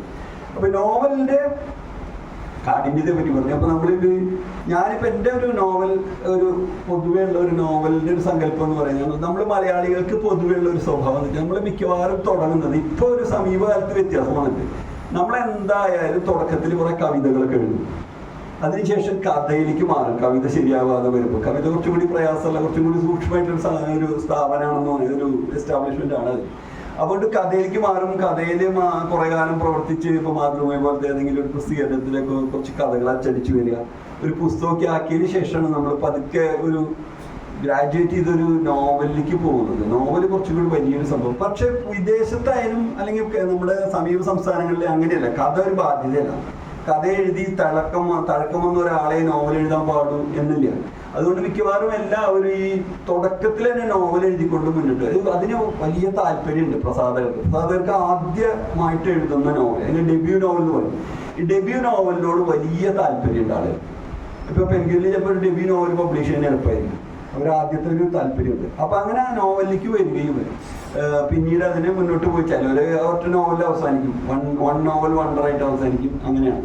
അപ്പൊ ഞങ്ങളുടെ ഒരു തലമുറയുടെ കാലത്ത് അന്ന് നോവലിന്റെ ഒരു ഉച്ച എന്ന് പറയുന്ന ഇപ്പൊ റൂബിന്റെയും ഒക്കെയുള്ള കാലം കഴിഞ്ഞ് MT പനത്തിൽ കുഞ്ഞബ്ദുള്ള, അതുപോലെ തന്നെ മുകുന്ദൻ, അങ്ങനെയുള്ള ഒരു ആധുനിക നോവലിസ്റ്റുകളുടെ ഒരു കാലം കഴിഞ്ഞതിന് ശേഷമുള്ള തലമുറയിൽ നിന്ന് നോവലൊന്ന് കുറച്ച് പിന്നാക്കം വലിഞ്ഞൊരു കാലഘട്ടം ഉണ്ടായിരുന്നു. ഒരു 80-കൾ മുതൽ ഒരു 90 അവസാനം വരെയുള്ള കാലഘട്ടത്തിൽ ഈ നോവലിന്റെ ഒരു ശക്തി മലയാളത്തിൽ നിന്ന് വിട്ടുപോയി എന്ന് പറയും. അപൂർവം ചില നോവൽ, അതും വലിയ നോവലുകൾ വളരെ കുറവായിരുന്നു. ചിലപ്പോൾ വൃദ്ധസദനം പോലെ ഒരു 100 പേജുള്ള നോവല്, അല്ലെങ്കിൽ CV ബാലകൃഷ്ണന്റെ നോവൽ, ആയുസിന്റെ പുസ്തകം പോലത്തെ നോവല്, ഒരു 100 പേജൊക്കെ ഉള്ള, അതിനപ്പുറത്തേക്ക് പോകാൻ താല്പര്യമെടുക്കാത്ത ഒരു കാലഘട്ടം നമ്മുടെ കാലത്തുണ്ടായിരുന്നു. അതിനൊരു മാറ്റം ഒരുപക്ഷെ വരുന്നത് ചെറിയ നോവലാണെങ്കിൽ കൂടി സാറാ ജോസഫിന്റെ ഇടപെടലാണെന്ന് ഞാൻ വിചാരിക്കും. ആലാഹയുടെ പെൺമക്കൾ ഒരു 2000 പബ്ലിഷ് ചെയ്യുന്നതോട് കൂടിയിട്ട് അതിനുശേഷം ടീച്ചർ അടുത്ത നോവലായി മാറ്റാക്കി. പിന്നെ ടീച്ചർ ഏതാണ്ട് ഈ വിദേശ നോവലിസ്റ്റുകളുടെ പോലെ നിരന്തരം എഴുതാൻ തുടങ്ങി. ഒരു 2 കൊല്ലം 3 കൊല്ലം കൂടുമ്പോൾ പ്രധാനപ്പെട്ട രചനകൾ നന്നുകൊണ്ട് ടീച്ചർ വലിയ നോവലിസ്റ്റായിട്ട് മാറുന്ന ഒരു കാഴ്ച. ഈ ടീച്ചറുടെ നോവലുകൾ വരുന്നത് തീർച്ചയായിട്ടും ഒരു മലയാള ഭാഷയിൽ ഒരു നോവലിന്റെ കാര്യത്തിൽ ഒരു വ്യത്യാസം വരുത്തിയിട്ടുണ്ടെന്നാണ് എൻ്റെ തോന്നൽ. അതിനുശേഷം 2000 ശേഷമാണ് ഞങ്ങളെ പോലുള്ളവരൊക്കെ നോവലുകളിൽ ശ്രമിക്കുന്നത്. പല നോവലുകളും വന്നിട്ടുണ്ട്. അതിൻ്റെ ഗുണദോഷ വിചിന്തനം ചെയ്യേണ്ട ഒരു സമയം ഇപ്പോഴും ആയിട്ടില്ല. അത് കുറച്ചു കാലം കഴിയുമ്പോഴായിരിക്കും ഒരു പക്ഷേ നോവൽ നിലനിൽക്കുകയോ നിലനിൽക്കുന്നത് പോലെ എഴുത്തുകാരൻ്റെ കഴിവോ കുറവോ അല്ലാന്ന് എനിക്ക് തോന്നുന്നു. OV വിജയൻ 69 ഈ നോവൽ ഇറക്കുമ്പോൾ മറ്റേ ഖസാക്കിന്റെ ഇതിഹാസം ഇറക്കുമ്പോൾ അതൊരു ക്ലാസിക് ആവുമ്പോഴാണ് അദ്ദേഹം സ്വപ്നത്തിൽ പോലും വിശ്വസിച്ചിട്ടുണ്ടായിരുന്നു. ഒരു നോവൽ ഭേദപ്പെട്ട ഒരു നോവൽ ഇറക്കുന്നു, പരമാവധി എഡിറ്റ് ചെയ്യുന്നു, പ്രസിദ്ധീകരിക്കുന്നു. കുറെ കഴിയുമ്പോഴാണ് അതിന്റെ പ്രസക്തി ഉണ്ടാകുന്നത്. പ്രസക്തി അതിന്റെ ഭാഷയുടെ വ്യത്യാസം, അത് മറ്റ് കാലങ്ങളോട് സംവദിക്കുന്നത്, അങ്ങനെയുണ്ടല്ലോ. ഒരു വർക്ക് കുറെ വർഷങ്ങൾക്ക് ശേഷം നിൽക്കണമെന്നുണ്ടെങ്കിൽ ആ കാലാവസ്ഥ ഉണ്ടാവണം. ആ നോവലിനെ ആ നോവലുമായിട്ട് ബന്ധപ്പെടുത്തുന്ന ഒരു രാഷ്ട്രീയ സാമൂഹിക കാലാവസ്ഥ ഉണ്ടാവും. നോവലിന്റെ മെറിറ്റ് മാത്രം പോരാ. അതുകൊണ്ട് പല നോവലുകളും ചിലപ്പോൾ 40 കൊല്ലം കഴിഞ്ഞിട്ടാവും പുറത്തു വരിക, ചിലപ്പോൾ ഒരു 100 കൊല്ലം കഴിഞ്ഞിട്ടാവും ചിലപ്പോൾ പുറത്തു വരിക. ഞാൻ പറഞ്ഞു കേട്ടിട്ടുണ്ട്, ഈ മോബി ഡിക്ക് എന്ന് പറയുന്ന അമേരിക്കൻ നോവല് പുറത്തിറങ്ങിയ കാലത്ത് ആരും ശ്രദ്ധിച്ചിരുന്നില്ല. തീരെ ശ്രദ്ധിക്കാതെ പോയാണ്. അദ്ദേഹത്തിന് മരണത്തിന് ശേഷമാണ് വന്നിട്ടുള്ളത്. അതേസമയം നമ്മുടെ കാലത്ത് ആഘോഷിക്കപ്പെടുന്ന ഒരു നോവല് ചിലപ്പോൾ കുറച്ചു കാലം കഴിയുമ്പോൾ അത് പിന്തള്ളപ്പെട്ട് പോകാനുള്ള സാധ്യതയില്ല. അത് നോവലിസ്റ്റിന്റെ നോവലിന്റെ കുറവായിരിക്കില്ല, കാലം മാറി എന്നുള്ളതാണ്. അതിനൊരു ചെറിയ കഥയുടെ ഒരു ഉദാഹരണം ഞാൻ പറയാം. എൻ്റെ സ്നേഹിതൻ സന്തോഷ് ഏച്ചിക്കാനം ഒരു കഥ എഴുതിയിട്ടുണ്ട്, പങ്കെടുക്കുന്നവരും കഥാപാത്രങ്ങളും എന്ന് പറഞ്ഞൊരു കഥ എഴുതിയിട്ടുണ്ട്. ഈ കഥ KPSCയുടെ ചരിത്രമാണ്, കേരളത്തിലെ കമ്മ്യൂണിസ്റ്റ് നാടക ചരിത്രം എന്ന് പറയാം. ഈ കാലഘട്ടത്തിൽ അദ്ദേഹം അതിൽ ഉപയോഗിക്കുന്ന ഒരു ഉപകരണം നമ്മുടെ പേജറാണ്. പേജർ ഒരു 99, 2000 അങ്ങനെ 1-2 കൊല്ലം കേരളത്തിൽ നിലനിന്നാൽ ഇന്ത്യയിൽ മൊത്തം നിലനിന്നിട്ടുള്ള ഒരു ചെറിയ ഉപകരണം. നിങ്ങൾ എത്ര പേർക്ക് ഇത് ഓർമ്മയുണ്ടെന്ന് അറിയില്ല. ഇതിൽ മെസ്സേജ് കൊടുത്താൽ മെസ്സേജ് സ്വീകരിക്കാം, മെസ്സേജ് വെച്ചിട്ട് എനിക്ക് അടുത്ത് ഫോൺ ഉണ്ടെങ്കിൽ വിളിച്ചു പറയാം. ഈ പേജറാണ് ഈ ഇതിൽ വരുന്നത്. ഇപ്പൊ ആ കഥ വായിക്കുകയാണെങ്കിൽ തീർച്ചയായിട്ടും അത് ഒരു പുറത്തുപോയ കഥയായിട്ട് തോന്നും. ഇങ്ങനെയുള്ള ഈ ചരിത്രത്തിന്റെ അല്ലെങ്കിൽ സാങ്കേതിക വിദ്യയുടെ ഒരു വികാസം കൊണ്ട് അസ്തമിച്ചു പോയ ഒരു കഥയായിട്ട് തോന്നാൻ സാധ്യതയുണ്ട്. മറ്റുള്ള കാര്യങ്ങളല്ലേ പറഞ്ഞത്. അപ്പൊ അങ്ങനെ പല കാര്യങ്ങളും പല കാലത്തിൽ നിന്നും പല ജീവിതം മാറി വരുന്നതിന്റെ, ടെക്നോളജി മാറി വരുന്നതിന്റെ, ചരിത്രം മാറി വരുന്നതിന്റെ പല കാരണങ്ങൾ കൊണ്ടായിരിക്കാം ഈ സാഹിത്യം മാറാനുള്ളത് എന്ന്, അല്ലെങ്കിൽ ഒരു നോവലിന്റെ ക്ലാസിക് സ്വഭാവം നിലനിൽക്കാനുള്ള കാരണം എന്ന് എനിക്ക് തോന്നുന്നു. അപ്പൊ ഞങ്ങൾ അങ്ങനെ ഒരു 2000-2000-ലൊക്കെ ഞാനൊരു 2001-2002 ചെറിയ നോവലുകൾ ഇറക്കുന്നുണ്ട്. അതൊന്നും ഇന്ന കാലത്ത് അത്ര പ്രചാരമില്ല, അമ്യൂസ്മെന്റ് പാർക്ക് എന്നൊക്കെ പറഞ്ഞിട്ട്. പക്ഷെ ഞാൻ വളരെ അല്ലെങ്കിൽ ഒരു ചെറിയ വ്യത്യാസം എന്ന് പറയുന്നത് 2006-2007 ഞാൻ വാക്കുകൾ എന്ന് പറഞ്ഞൊരു ചെറിയ നോവൽ എഴുതിയിട്ടുണ്ട്. അത് ശബ്ദം നഷ്ടപ്പെട്ടു പോകുന്ന ഒരു ഡബിങ് ആർട്ടിസ്റ്റിന്റെ കഥയാണ്. അതിനുശേഷം പ്രധാനപ്പെട്ട ഒരു മാറ്റം ഉണ്ടാകുന്ന അന്ധകാരഴി എഴുതുമ്പോഴാണ്. 2009 മാർച്ചിലാണ് ഞാനത് എഴുതി പൂർത്തിയാക്കുന്നത്. 2009 മാർച്ച് എന്ന് പറയുമ്പോൾ 16 വർഷം കഴിഞ്ഞു. അപ്പോൾ 16 വർഷം കഴിഞ്ഞിട്ടാണ് ഈ നോവല് ഇപ്പോൾ രണ്ടാമത് ഇപ്പോൾ 10-ാം പതിപ്പിലേക്ക് എത്തണം. അതൊരു അത്ഭുതമാണ്. അതേസമയം ഇപ്പോൾ 2 മാസം കൊണ്ട് ചിലപ്പോൾ 10-ാം പതിപ്പിലെത്തും. അത് അന്നത്തെ ആ നോവൽ മോശമായതുകൊണ്ടല്ല, അന്നത്തെ ഒരു കാലാവസ്ഥ അങ്ങനെയായിരുന്നു. അത് ഈ പറഞ്ഞ മറിയ വർഗാസ് യോസയുടെ 2 നോവലുകൾ അതിൽ എന്നെ സഹായിച്ചിട്ടുണ്ട്. ഒന്ന് ഞാൻ നേരത്തെ പറഞ്ഞ 2 നോവൽ ഇപ്പോൾ പറഞ്ഞാണ്. ഒന്ന് ഈ ഏകാന്തോ മൈത്തയുടെ ഒരു വിപ്ലവ ശ്രമം. ഈ വിപ്ലവ ശ്രമം കേരളത്തിൽ ഉണ്ടായിരുന്നില്ല എന്നുള്ളൊരു ചോദ്യമാണ് എനിക്ക് നമ്മൾ എന്തുകൊണ്ട് അതിനെപ്പറ്റി എഴുതുന്നില്ല എന്ന ആലോചന, അടിയന്തരാവസ്ഥയെ പറ്റിയുള്ള ഒരു ആലോചന. ഇത് 2 വെച്ചുകൊണ്ടുള്ള ഒരു നോവലായിരുന്നു അത്. അതിൻ്റെ ഒരു സ്ട്രക്ചർ അല്ലെങ്കിൽ രൂപഘടന ഉപയോഗിച്ചത് ഞാൻ ഈ മറ്റേ ആടിന്റെ വിരുന്ന്, ഫീസ്റ്റ് ഓഫ് ദ ഗോട്ട് എന്ന് പറയുന്ന നോവലായിരുന്നു. അത് പക്ഷെ എനിക്കൊരു പകുതി വരെ അങ്ങനെ ആ സ്ട്രക്ചർ മുന്നോട്ട് കൊണ്ടുപോകാൻ പറ്റില്ല. 1, 3 അങ്ങനെയുള്ള മാറ്റി കഥ പറയുന്നത്. ഒരു ഘട്ടം കഴിഞ്ഞപ്പോൾ നമ്മൾ പിന്നെ ഒരു രേഖീയമായിട്ടുള്ള ഒരു വിവരണത്തിലേക്ക് പോവുകയാണ് ചെയ്തത്. 2010 അത് മാതൃഭൂമി ആഴ്ചപ്പതിപ്പിൽ സീരിയലൈസ് ചെയ്തു. 2011 പുസ്തകമാക്കി. പിന്നീട് എൻ്റെ എഴുത്തിൽ പൊതുവെ ഉണ്ടായ ഒരു ക്ഷീണം വെച്ചാൽ കഥയുടെ ക്വാളിറ്റിയിൽ ക്ഷീണം എന്നല്ല, എണ്ണത്തിൽ വലിയ കുറവുണ്ടായിട്ടുണ്ട്. 2010 വരെയുള്ള സമയം 10-12 കൊല്ലം കൊണ്ട് ഞാൻ 50ഓളം കഥ എഴുതിയിട്ടുണ്ടായി. അതിലൊരു 45 കഥകളുടെ ഒരു പുസ്തകമായിട്ട് ഇറക്കുണ്ടായി. 2010 മുതൽ ഇപ്പോൾ 2025 വരെയുള്ള 15 കൊല്ലം കൊണ്ട് ഞാൻ ഏറി വന്ന ഒരു 20 കഥ എഴുതിയിട്ടുണ്ടാവും. 10 കൊല്ലത്തോളം എനിക്ക് നോവലേ ഉണ്ടായിരുന്നു. ഞാൻ വലിയ തിരക്കിലായിരുന്നു, ജോലിയുടെ തിരക്കുണ്ട്, പല പ്രതിസന്ധികളായിരുന്നു. നമുക്ക് ഒരുപാട് സമയം വേണം ഈ നോവലൊക്കെ എഴുതാനായിട്ട്. അപ്പൊ അങ്ങനെ ഒരു നോവൽ പിന്നീട് വരുന്നത് 11 വർഷത്തിന് ശേഷം 2020 ഞാൻ ഓഗസ്റ്റില് ഞാൻ എൻ്റെ ജോലി വിട്ടുപോകുന്ന സമയത്ത് എഴുതിയ ജ്ഞാനഭാരം എന്നുള്ള നോവലാണ്. ഈ ജ്ഞാനഭാരം എഴുതുന്നത് 2020 ഒരു ഓഗസ്റ്റിലാണ്. ആ സമയത്ത് തന്നെ ആലോചിച്ചിരുന്ന ഒരു കൃതിയാണ് തപോമയുടെ അച്ഛൻ. 2019 ഡിസംബറോട് കൂടിയിട്ട് ഈ 2 നോവൽ എൻ്റെ കയ്യിലുണ്ടായിരുന്നു. 2 നോവലിൻ്റെയും കഥ, ഞാനൊരു സുഹൃത്ത്, ഞാൻ കൽക്കത്തയിൽ ജോലി ചെയ്യുന്നു. അപ്പോൾ കൽക്കത്തയിൽ ശാന്തിനികേതൻ കാണാനായിട്ട് ഞങ്ങൾ 2 പേരും കൂടി പോയി. അപ്പോൾ ഒരു സന്ധ്യക്ക് നടക്കുമ്പോൾ ഈ 2 കഥ ഞാൻ തുടർച്ചയായിട്ട് പറഞ്ഞു, ഇങ്ങനെയാണ് 2 കഥകളുണ്ട് എന്ന് പറഞ്ഞ് 2 നോവലുകളാണ്. അപ്പോൾ ആൾ പറഞ്ഞ് 2ഉം എഴുതാവുന്നതാണെന്ന് പറഞ്ഞു. പക്ഷെ നോവലിന്റെ തുടക്കം കിട്ടാനുള്ള പ്രശ്നങ്ങൾ കാരണം ഈ നോവലുകൾ അവിടെ ഇരുന്നു. പിന്നെ ഒരു 6-7 മാസം കഴിഞ്ഞപ്പോൾ ജ്ഞാനഭാരം എന്നുള്ള നോവലിന്റെ ഒരു തുടക്കം കിട്ടി. അത് പൂർത്തിയാക്കാൻ അത് പെട്ടെന്ന് എന്നോട് മാതൃഭൂമിയില് ഒരു കഥ ചോദിച്ചു. ഓണപ്പറപ്പിന് കഥ ചോദിച്ചപ്പോൾ പൊതുവെ നമ്മൾ ഓണപ്പറപ്പിന് കഥ ഒഴിവാക്കും, കൊടുക്കാതെ ആരും വായിക്കില്ല എന്നൊരു തോന്നലുണ്ട്. പഴയ ഓണപ്പറപ്പല്ല. അപ്പോ ഞാൻ പറഞ്ഞു നോവലിന്റെ 2-3 അധ്യായങ്ങൾ തരാം എന്ന് പറഞ്ഞു. അപ്പൊ സുഭാഷ് കേട്ടതാണോ എന്താ പ്രശ്നം എനിക്കറിയില്ല. അടുത്ത ലക്കത്തില് നോവൽ ആരംഭിക്കുന്നു എന്ന് പരസ്യം കൊടുത്തു. അതൊക്കെ നോവൽ ഞാൻ തുടങ്ങിയിട്ടില്ല, സുഭാഷ് ഇത് കണ്ടിട്ടില്ല. നേരെ അത് കൊടുത്തു, നോവൽ തുടങ്ങുന്നു. അപ്പൊ ഞാൻ എൻ്റെ ഒരു ബാധ്യതയായി തീർക്കണം. അപ്പൊ എനിക്ക് കഥയുണ്ട് എൻ്റെ കയ്യില്. അപ്പൊ ഞാനൊരു 2 മാസം കൊണ്ട് ഈ നോവൽ കംപ്ലീറ്റ് ആയിട്ട് എഴുതി. 180 പേജുള്ള ഒരു ചെറിയ നോവലാണ്. അങ്ങനെ എഴുതി തീർക്കിയത് പ്രസിദ്ധീകരിക്കാൻ തുടങ്ങുകയും ചെയ്തതാണ്. ഈ നോവലിലും അങ്ങനെ ഒരു പ്രശ്നമുണ്ട്. ഇത് എനിക്കൊരു 3-4 കൊല്ലം കഴിഞ്ഞിട്ട് ഇതിന്റെ നോവൽ മുന്നോട്ട് പോകാൻ അതിൻ്റെ ഒരു തുടക്കം കിട്ടാനുള്ള പ്രശ്നം ഉണ്ടായിരുന്നു. ഈ കഥ കയ്യിലുണ്ട്, അതിൽ ചില ഇടയ്ക്കിടയ്ക്ക് നോക്കും, എഴുതാൻ ശ്രമിക്കുന്നുണ്ട്, പക്ഷെ എഴുതുന്നില്ല. അപ്പൊ അങ്ങനെ ഇരിക്കുമ്പോൾ പല നോവലുകൾ ഒരു 20 പേജ് അല്ലെങ്കിൽ ചിലപ്പോൾ ചിലത് 80 പേജൊക്കെ ആയിട്ട് ഇങ്ങനെ ഇരിക്കുകയാണ് പല കാര്യങ്ങൾ. അങ്ങനെ ഇരിക്കുമ്പോഴാണ് എന്നോട് ഈ മാധ്യമത്തിൽ ഒരു നോവലിന്റെ കാര്യം പലതവണയും പറയുന്നു, ഒരു നോവൽ എഴുതണം എന്ന് പറഞ്ഞ്. അപ്പൊ സേതുവിന്റെ നോവൽ തീരുന്നുണ്ട്. അത് സേതുവിന്റെ നോവൽ കഴിഞ്ഞാൽ ഇനി വേറെ ഞാൻ ആരെയും ചോദിക്കുന്നില്ല, നേരെ ഇങ്ങോട്ട് തരണം എന്ന് പറഞ്ഞു. അപ്പൊ ഞാൻ പറഞ്ഞു എനിക്കത് ബുദ്ധിമുട്ടുണ്ട്, എഴുതി ശരിയായിട്ടില്ല എന്ന് പറഞ്ഞ് ഞാനത് വെക്കുകയും ചെയ്തു. പക്ഷെ ഞാൻ പിന്നെ ആലോചിച്ചപ്പോൾ നമ്മൾ കുറെ കാലമായിട്ട് ഇങ്ങനെ വേണ്ട എന്ന് പറഞ്ഞിരിക്കുന്ന കാര്യം, ഒരു നിർബന്ധം വന്നാലേ ചിലപ്പോൾ ഒരു നോവല് എഴുതി തീരുന്നു.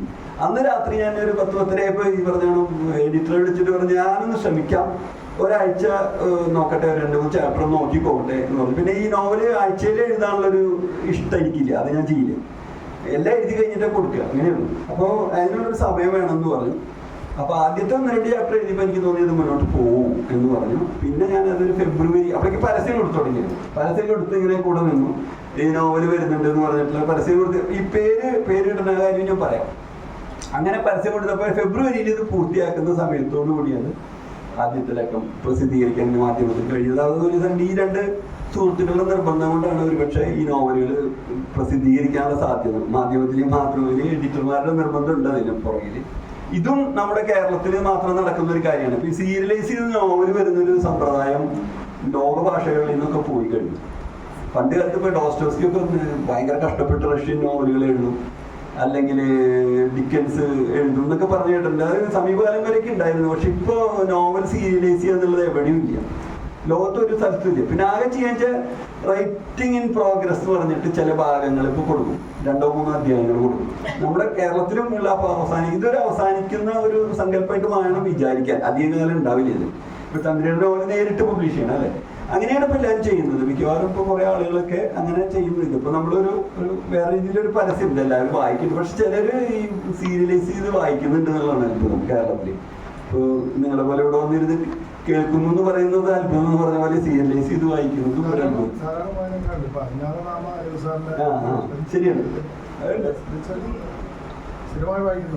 അങ്ങനെ ഉണ്ട്. അതൊരു കുറവാണ്. പക്ഷെ സാധാരണ രീതിയിൽ ഇപ്പൊ നോവല് ഇങ്ങനെ യാത്രക്കിടയിൽ വാങ്ങുന്നു, വായിക്കുന്നു, ആ രീതിയിലൊക്കെയാണ് നിൽക്കുന്നത്.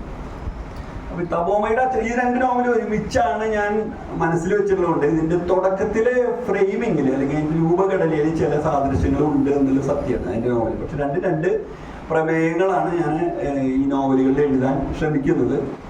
തപോമയുടെ അച്ഛൻ ഒരു വേറെ രീതി, അതും ഞാൻ മാഷ് പറയുന്നത് ശ്രദ്ധിച്ചു, കേരളത്തിന്റെ പരിസരത്തുള്ളൊരു കഥയല്ല, അത് ജ്ഞാനഭാരമല്ല. അതെന്താന്ന് വെച്ച് കഴിഞ്ഞാൽ 2015 മുതൽ ഒരു 5-5.5 വർഷത്തോളം പുറത്ത് താമസിച്ച് ജോലി ചെയ്തുകൊണ്ടുള്ള ഒരു പ്രശ്നമാണ്. അപ്പൊ അവിടെ ഉള്ള അക്കാലത്ത് ഇറങ്ങിയിട്ടുള്ള കഥകൾ, അക്കാലത്ത് ഇറങ്ങിയ നോവലുകളിലൊക്കെ ഒരു പുറത്തെ ഭൂമിശാസ്ത്രം ഉണ്ട്, അത് വരികയാണ്. അതിപ്പോൾ നമ്മുടെ കേരളത്തിലെ മലയാള സാഹിത്യത്തിന് അത്ര തന്നെയല്ല. പ്രത്യേകിച്ച് ആനന്ദിന്റെ ഒക്കെ നോവലുകളിൽ എവിടെയാണെന്ന് നമുക്ക് പ്രത്യേകിച്ചും പറയാനാവാത്തൊരു ഭൂമിശാസ്ത്രം അവിടെയുണ്ട്. ഇപ്പം അങ്ങനത്തെ ഒരു സ്വഭാവം പറയുന്നുണ്ട്. അതുകൊണ്ടായിരിക്കും ഈ നോവലുകളിൽ ഒരു ആനന്ദിന്റെ ഒരു നിഴലുണ്ടെന്ന് എന്നോട് ചില ആളുകൾ പറഞ്ഞു. KC നാരായണൻ കഴിഞ്ഞ ദിവസം അങ്ങനെ പറഞ്ഞിരുന്നു, ആൾക്ക് നോവൽ ഇഷ്ടത്തിൽ ചില സംഭവം ഉണ്ടെന്ന്. പിന്നെ ആൾ തിരുത്തിയിട്ട് പറഞ്ഞു ആനന്ദിന്റെ നിഴലല്ല ഒരു വെളിച്ചം എന്ന് പറഞ്ഞു. നിഴലല്ല, വെളിച്ചം ഒരു നല്ല കാര്യമാണ്. ആനന്ദിനെ പോലെ വലിയൊരു എഴുത്തുകാരനാണ്. അദ്ദേഹത്തിന്റെ ഒരു വെളിച്ചം നിഴൽ എന്തുണ്ടായാലും നമുക്കൊരു അനുഗ്രഹം പോലെ എടുക്കാവുന്നുള്ളൂ എന്ന് പറയാം. അപ്പൊ ഈ നോവലില് ഞാൻ 3 തരത്തിലുള്ള വളരെ ഭിന്നമായിട്ടുള്ള പ്രമേയങ്ങൾ അവതരിപ്പിക്കാനാണ് ശ്രമിച്ചിട്ടുള്ളത്. ഈ നോവലിലെ ആദ്യത്തെ പ്രമേയം എന്നുള്ളത് സാർവജനീനമായിട്ടുള്ള അല്ലെങ്കിൽ സാർവകാലികമായിട്ട് നോവലിസ്റ്റുകൾ എല്ലാവരും ശ്രമിച്ചുകൊണ്ടിരിക്കുന്ന ഒരു പ്രമേയമാണ് കുറ്റബോധം എന്നുള്ളത്. തിരുത്താനാവാത്ത ഒരു തെറ്റ് ചെയ്യുകയും അത് മാപ്പർഹിക്കാത്ത രീതിയിൽ നമുക്ക് ആരോടെങ്കിലും തുറന്നു പോലും പറയാനാവാത്ത രീതിയിലുള്ള ഒരു ആത്മവിചാരണ ആവശ്യമുള്ള ഒരു കാര്യം. ഇത് ലോകത്തെ മിക്കവാറും രചനകളിലൊക്കെ വന്നിട്ടുള്ള സാധാരണഗതിയിൽ വളരെ സാമാന്യമായൊരു പ്രമേയമാണ്. പല രീതിയിൽ എഴുതിക്കൊണ്ടിരിക്കുന്ന ആളുകൾ എന്നുള്ളത് ഇനിയുള്ള കാലത്തും എഴുതപ്പെടും. അങ്ങനത്തെ ഒരു പ്രമേയമാണ് ഒന്ന്. രണ്ടാമത്തത് ഈ ഗൂഢലിപികളെ പറ്റിയിട്ടുള്ള ഒരു വിഷയമാണ്. ഈ ഗൂഢലിപികൾ അല്ലെങ്കിൽ പഴയ കാലത്തെ ചില പ്രതിസന്ധികൾ, പ്രശ്നങ്ങൾ, അന്നത്തെ ജീവിതം, ഈ കാര്യങ്ങളോട് നമുക്ക് ചെറുപ്പത്തിൽ തൊട്ടന്നെ ഒരു അഭിനിവേശമുണ്ട്. 2009 ഞാൻ ഈ ലോതാൾ എന്നുള്ള സൈറ്റ് കാണാനായിട്ട് പോകുന്നുണ്ട്. അഹമ്മദാബാദില് ഈ സൈന്ധവ നാഗരികതയുടെ സൈറ്റാണ് ലോതാള്. അതിൻ്റെ അവിടെയുള്ള ചെല്ലുമ്പോൾ നമ്മളിങ്ങനെ വിശദമായിട്ട് ഈ കാര്യങ്ങളൊക്കെ മനസ്സിലാവും. ഈ അന്നത്തെ കുറേ പടവുകളൊക്കെ കെട്ടിയിട്ടുണ്ട്, വലിയ ഇഷ്ടികകളുടെ വലിയ കളങ്ങൾ, അങ്ങനെ കാര്യങ്ങളൊക്കെ കിട്ടിയിട്ട്. അപ്പോൾ നമുക്ക് തോന്നിയത് എന്താണ് സംഭവം. അന്നത്തെ കാലത്ത് ആളുകൾ കുളിക്കാൻ ഉപയോഗിച്ചിരുന്ന കടവുകൾ, അതുപോലെ തന്നെ ഡ്രെയിനേജ് സിസ്റ്റം, ഇതൊക്കെ നമുക്ക് അത്ഭുതം തോന്നും. 3000-4000 കൊല്ലം മുമ്പുള്ള ഒരു സമൂഹത്തിന് അത് സാധിച്ചിരുന്നു. പിന്നെ അവരുടെ എഴുത്തുകൾ, അത് കുറേയൊക്കെ അവിടെ കാണിച്ചിട്ടുണ്ട്. പിന്നെ ഡൽഹിയിലുള്ള മ്യൂസിയത്തിൽ, ഇവിടെ ഇന്ത്യ ഗേറ്റിനടുത്തുള്ള ഒരു മ്യൂസിയം ഉണ്ട്, അവിടെ കാണിച്ചിട്ടുണ്ട്. അപ്പോൾ അവിടെ ഇത് എന്തുകൊണ്ട് ഇങ്ങനെ ഈ ലിപികളുടെ എഴുതിയൊന്നും ഇപ്പോൾ അത് വായിക്കാൻ പറ്റാണ്ടാവുന്നു, അതിനോടുള്ള വലിയൊരു കൗതുകം ഒരു ചെറുപ്പം തൊട്ട് നമുക്കുള്ളതാണ്. അതിൽ പാണ്ഡിത്യം തീരെയില്ല, കൗതുകമുണ്ട്. അത് തന്നെയല്ല, ഈ ഇപ്പോൾ വിചിത്രമായിട്ടുള്ള ചില ലിപികൾ വായിക്കപ്പെട്ടിട്ടുണ്ട്. ഇപ്പോൾ ഹൈറോഗ്ലിഫിക്സ് എന്ന് പറയുന്ന ഈജിപ്ഷ്യൻ ലിപികൾ വായിക്കപ്പെട്ടിട്ടുണ്ട്. അതിൻ്റെ ഒരു കാരണം, അതിന് ഒരു ശിലാഫലകം നെപ്പോളിയന്റെ കാലത്ത് കണ്ടെടുക്കപ്പെട്ടു. നെപ്പോളിയൻ ഈജിപ്റ്റ് ആക്രമിച്ച കാലത്ത് ഒരു ശിലാഫലകം കണ്ടെടുക്കപ്പെട്ടു. അത് ഇപ്പൊ ലണ്ടൻ മ്യൂസിയത്തിൽ റോസറ്റ സ്റ്റോൺ എന്ന് പറയും, പലരും കേട്ടിട്ടുണ്ടാവും. അതിന്റെ മുകളില് പുരാതന ഗ്രീക്ക് ലിപിയിലും പിന്നീട് നടുക്ക് ഡിമോട്ടിക് എന്നുള്ളൊരു ഗ്രീക്കോട് തന്നെ ബന്ധപ്പെട്ട ഒരു ലിപിയിലും താഴെ ഹൈറോഗ്ലിഫിക്സിൽ എഴുതിയിട്ടുള്ള ഒരു രാജശാസനം ഉണ്ടായിരുന്നു. ഇത് പരസ്പരം താരതമ്യം ചെയ്ത് നോക്കിക്കൊണ്ടാണ് ആ ലിപികൾ കണ്ടെത്തിയത്. ഈ ലോകത്തിലെ ഏറ്റവും വലിയ തലച്ചോറുകളാണ് ഇത് കാണാനായിട്ട് പോകുന്നത്. വലിയ നമ്മൾ സാധാരണ മനുഷ്യരല്ല. തോമസ് യങ് എന്നൊക്കെ പറയുന്ന, നമ്മൾ ഫിസിക്സ് ഒക്കെ പഠിച്ചിട്ടുള്ളവർക്ക് അറിയാവുന്ന വലിയ സയന്റിസ്റ്റുകൾ, യങ്സ് മോഡുലസ് എന്നൊക്കെ പറഞ്ഞിട്ട് ഫിസിക്സിൽ പഠിക്കുന്നുണ്ട്, ഈ മെക്കാനിക്സിൽ. അതിലുള്ള വലിയ പ്രശസ്തമായിട്ട് ആളുകളെല്ലാം പണി നിർത്തിയിട്ട് ഇതിന്റെ പിന്നാലെ പോകും. അങ്ങനെയാണ് ഇത് വായിച്ചെടുക്കപ്പെടുന്നത്. നിർഭാഗ്യവശാൽ അങ്ങനെ ഒരു താരതമ്യം ചെയ്യാനുള്ള ഒരു ലിഖിതം നമ്മുടെ സൈന്ധവ ലിപികളിൽ നിന്ന് കിട്ടിയിട്ടില്ല. അങ്ങനെ ഒരു ഫലകമൊന്നും കിട്ടിയിട്ടില്ല. അതുകൊണ്ട് തന്നെ ആളുകൾ ഊഹാണ്. കേരളത്തിൽ ഇപ്പോൾ ഒരുപാട് ആൾക്കാർക്ക് ഇന്ത്യ മൊത്തം ഇത് ചർച്ച ചെയ്യുന്നുണ്ട്. നമ്മൾ പണ്ട് കാലത്ത് രാമൻ എന്നൊക്കെ പറഞ്ഞിട്ട് ഒരാൾ കലാകൗമുദിയിൽ എഴുതിയിട്ടുണ്ടായിരുന്നു, ഞാൻ സൈന്ധവ ലിപി വായിച്ചിരുന്നു. കേരളത്തിൽ തൃശ്ശൂർ തന്നെ ഒരു അധ്യാപകൻ, നമ്മുടെ ഒരു കോവൂരാഘവ മാഷെന്നുണ്ട്, ഗവൺമെന്റ് കോളേജിൽ, അദ്ദേഹം 2 പുസ്തകം എഴുതിയിട്ടുണ്ടായിരുന്നു പറ്റിയിട്ട്. അപ്പോൾ ഞങ്ങളതിനെ പോയി അദ്ദേഹത്തെ കാണുകയൊക്കെ ഉണ്ടായിരുന്നു. അതിലൊക്കെ ഉള്ളൊരു പ്രശ്നം എന്താണെന്ന് വെച്ച് കഴിഞ്ഞാൽ, ഈ ലിപികളെ അവർ വായിക്കുന്നു എന്ന് പറയുമ്പോൾ തുടക്കത്തിലൊക്കെ കുറെ കാര്യങ്ങൾ അവർ ചെയ്യും. പിന്നെ പുരാണങ്ങളിലേക്ക്, ഇതിഹാസങ്ങളിലേക്ക്, ഒട്ടും ശാസ്ത്രീയമല്ലാത്ത ചില ഭാവനാ നിർമ്മിതികളിലേക്ക് പോകും. അത് ഒരു രീതിയിൽ നമുക്കൊരു യുക്തിഭദ്രമായിട്ട് മാറില്ല. അതുകൊണ്ട് ഈ വായന നടക്കില്ല. അതാണ് അതിൻ്റെ ഒരു പ്രശ്നം. അങ്ങനെ ഒരു സംഭവം എന്താണെന്ന് വെച്ച് കഴിഞ്ഞാൽ, ഡോക്ടർ ഐരാവത മഹാദേവൻ എന്ന് പറഞ്ഞിട്ടൊരു വളരെ സീനിയർ ആയിട്ടുള്ള ഒരു IAS ഉദ്യോഗസ്ഥൻ ഉണ്ടായിരുന്നു. തമിഴ്നാട് കേരളത്തിലുണ്ടായിരുന്ന ആളാണ്. അദ്ദേഹം 50 വയസ്സിൽ തൻ്റെ IAS ജോലി രാജിവെക്കാനുള്ള കാരണം ഇതാണ്. അദ്ദേഹം ഈ ഡൽഹിയിൽ ഡെപ്യൂട്ടേഷന് പോയപ്പോൾ അദ്ദേഹം അവിടെ നാഷണൽ മ്യൂസിയത്തിൽ അടുത്തായിരുന്ന ആൾക്ക് എന്തൊരു കൾച്ചറൽ മിനിസ്ട്രിയിൽ ജോലി ഉണ്ടായിരുന്നു, വലിയ ജോലിയൊന്നും ഉണ്ടായിരുന്നില്ല അവിടെ. അപ്പോൾ ഇവിടെ ചെല്ലും. അപ്പോൾ അവിടെയുള്ള തമിഴ്നാട്ടുകാരനായിട്ടുള്ള ഒരു മനുഷ്യൻ, ഒരു സീനിയർ ആയിട്ടുള്ള ഒരു ഓഫീസർ, ഈ മ്യൂസിയത്തിലുള്ള ആൾ പറഞ്ഞു, നിങ്ങൾ എന്തുകൊണ്ട് ഇങ്ങനെയുള്ള ലിപികളൊന്നും ശ്രദ്ധിച്ചുള്ളൂ, നിങ്ങൾ തമിഴ്നാട്ടിൽ നിന്ന് വരുന്ന ഒരാളല്ലേ. തമിഴ്നാട്ടിലുള്ള ഒരു പക്ഷേ ദ്രാവിഡിയൻ ഭാഷ വളരെ പഴയതാണ്. സൈന്ധവ ലിപികളായിട്ട് ബന്ധമുണ്ടെന്നൊരു ഊഹമുണ്ട്. കാരണം സൈന്ധവ നാഗരികതയുടെ നാശത്തിന് ശേഷം തെക്കോട്ടേക്ക് പോകുന്നു എന്നുള്ളതാണ് ആളുകളുടെ ഒരു നിഗമനം. അപ്പോൾ ഐരാവത മഹാദേവൻ തിരിച്ച് കളക്ടറൊക്കെ ആയിട്ട് തിരിച്ച് വീണ്ടും തമിഴ്നാട് കേരള പോയപ്പോൾ അയാൾ തമിഴ്നാട്ടിൽ മൊത്തം അയാൾക്ക് അദ്ദേഹത്തിൻ്റെ മുത്തച്ഛൻ വലിയ പണ്ഡിതനായിരുന്നു, സംസ്കൃതവും തമിഴൊക്കെ അറിയുന്ന പണ്ഡിതനായിരുന്നു. അദ്ദേഹം സ്ഥലങ്ങളിലൊക്കെ കണ്ടെത്തുകയും അപ്പോൾ ബ്രാഹ്മി ലിപികൾ വായിക്കാനായിട്ട് പറ്റിയിട്ടുണ്ട്. ബ്രാഹ്മി ലിപികൾ ആദ്യമായിട്ട് വായിക്കുന്നത് ഒരു ലോകം വളരെ അത്ഭുതത്തോടെ നോക്കി കണ്ട ഒരു കാര്യമാണ്. അതിനുശേഷം വീണ്ടും ഡൽഹിയിൽ പോയി അദ്ദേഹം ഈ സൈന്ധവ ലിപികളെ വായിക്കാനായിട്ട് ശ്രമിക്കുകയാണ്. അത് കുറേ മുന്നേറിയിട്ടുള്ള ഒരാളാണ്. 50 വയസ്സിൽ അദ്ദേഹം ജോലി രാജിവെച്ചു. പിന്നെ അദ്ദേഹത്തിന് ജോലി രാജിവെച്ചപ്പോൾ ജീവിക്കാനുള്ള ചില പ്രതിസന്ധികൾ വന്ന സമയത്ത് രാമനാഥ് ഗോയങ്ക, ഇന്ത്യൻ എക്സ്പ്രസിന്റെ ചീഫ് എഡിറ്റർ ആയിരുന്ന രാംനാഥ് ഗോയങ്ക അദ്ദേഹത്തിനെ അവരുടെ തമിഴ് പ്രസിദ്ധീകരണങ്ങളെ എഡിറ്ററായിട്ട് നിയമിച്ചു. അദ്ദേഹം അവിടെ ഇരുന്നുകൊണ്ട് ഇതൊക്കെ വായിക്കുകയും ഈ ലിപികളിലുള്ള വലിയ അത് വളരെ സയന്റിഫിക് ആയിട്ടാണ് ചെയ്യുന്നത്. അല്ലാതെ ഇതല്ല ഈ നോവലൊന്നും ഒരു സ്ഥലത്ത് പറഞ്ഞിട്ടുണ്ട്. അത് വളരെ ബുദ്ധിമുട്ടുള്ളൊരു വിഷയമാണ്. അപ്പൊ നമുക്കൊരു കൗതുകമുള്ളൂ, യാതൊരു പണ്ഡിതില്ല ഈ നോവലിൽ അത് മനസ്സിലാക്കിയിട്ട്. അപ്പൊ ആൾക്ക് ഇപ്പോൾ ആളൊരു തമിഴ്നാട്ടുകാരനായതുകൊണ്ട് ആൾക്ക് പല കാര്യങ്ങളും വായിക്കാൻ പറ്റും. സപ്തസൈന്ധവ എന്നുള്ള ഒരാളെ ഒരു 7 ഏഴിമലയിന്ന് വായിക്കുന്നത്. അത് തമിഴായതുകൊണ്ടാണ് അതൊക്കെ വായിക്കാൻ പറ്റുന്നത്. അപ്പൊ ഈ നോവൽ ഞാൻ പറഞ്ഞ വടമീൻ എന്ന് പറയുന്നത്, മീൻ എന്നുള്ള നക്ഷത്രമാണ്, മിന്നുന്നത് നക്ഷത്രം. വട എന്നുള്ളതിന്റെ പദത്തിന്റെ നിഷ്പത്തി വടക്ക് എന്നുള്ളത് തന്നെയാണ്. അപ്പൊ വട എന്ന് പറയുമ്പോൾ വടവൃക്ഷം. അപ്പൊ ആലും മീനും ഒരുമിച്ച് വരയ്ക്കുമ്പോൾ വടമീൻ എന്ന് വായിക്കുകയും വടക്കുള്ള നക്ഷത്രം എന്ന് മനസ്സിലാക്കുകയും ചെയ്യുന്നത് ധ്രുവ നക്ഷത്രമായിട്ടാണ് അത് എടുക്കുന്നത്. അത് അദ്ദേഹം തമിഴ്നാട്ടിൽ നിന്ന് വന്നിട്ടുള്ള തമിഴ് പാരമ്പര്യമുള്ളതുകൊണ്ട് മനസ്സിലായതാണ്. അങ്ങനെയാണ് ഈ ഐരാവതം. അപ്പൊ ഈ ഗൂഢലിപിയാണ് അതിൽ ഈ രണ്ടാമത് കൊണ്ടുവരുന്ന പ്രമേയം. ആദ്യത്തെ പ്രമേയം കുറ്റബോധമാണെങ്കിൽ രണ്ടാമത്തെ പ്രമേയം ഗൂഢലിപിയാണ്. മൂന്നാമത്തത് അഭയാർത്ഥി പ്രശ്നമാണ്. അഭയാർത്ഥി പ്രശ്നം ഇപ്പൊ കൽക്കത്ത പോലുള്ള നഗരത്തിന് ഏറ്റവും സുപരിചിതമായിട്ടൊരു വിഷയമാണ്.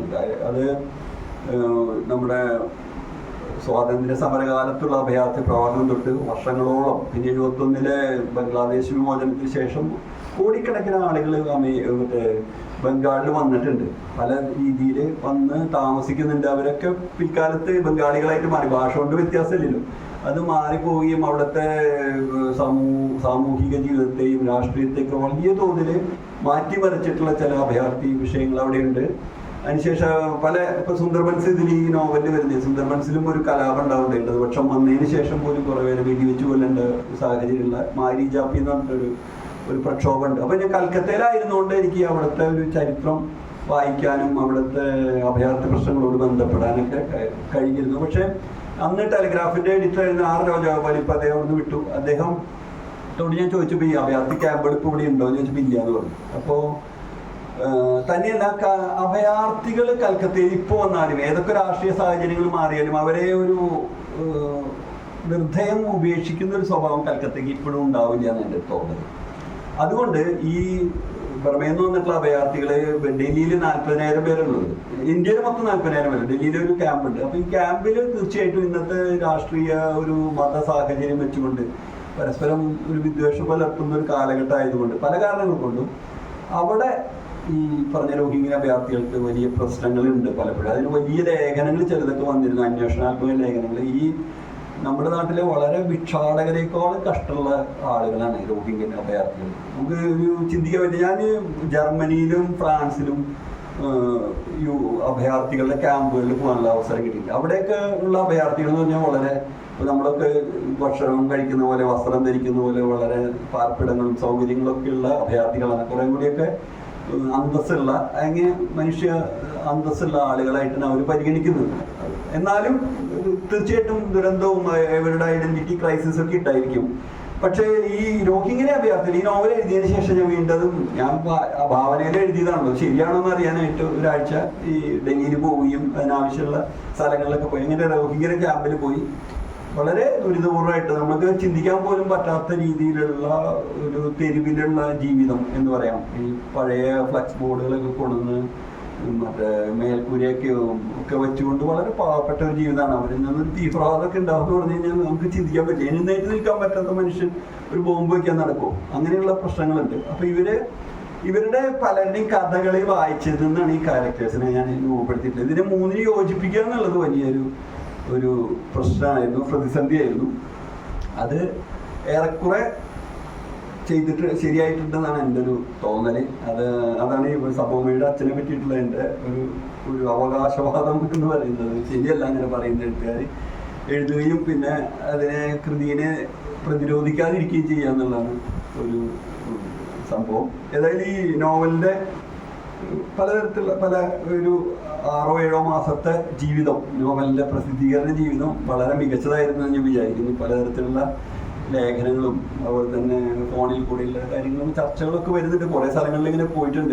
എഴുത്തുകാർക്ക് അത്ര നല്ല കാര്യമൊന്നുമല്ല, സ്വകാര്യത മാറി നിൽക്കുന്ന സംഭവമാണെങ്കിലും നമ്മുടെ നോവൽ ഇങ്ങനെ പതുക്കെ സഞ്ചരിക്കുന്ന ഒരു കാര്യത്തിൻ്റെ ഭാഗമായിട്ട് ഇവിടെ വരാൻ കഴിഞ്ഞുള്ള സന്തോഷം. തീർച്ചയായിട്ടും നിങ്ങളുടെ ചർച്ചയാണ് അല്ലെങ്കിൽ നമ്മുടെ വിനയം സംസാരത്തിലുള്ള ഒരു എക്സ്ചേഞ്ചാണ് നമ്മൾ പ്രതീക്ഷിക്കുന്നത്. എൻ്റെ സുഹൃത്ത് ചന്ദ്രേന്ദ്രയുടെ പോലെ അധികം ആയിട്ടില്ല, ഇറങ്ങിയിട്ട് ഒരു മാസമൊക്കെ എനിക്ക് 2 മാസമായിട്ടില്ല. അപ്പോഴേക്കും ഒരു പതിപ്പ് വീണ്ടും വന്നിട്ടുണ്ട്.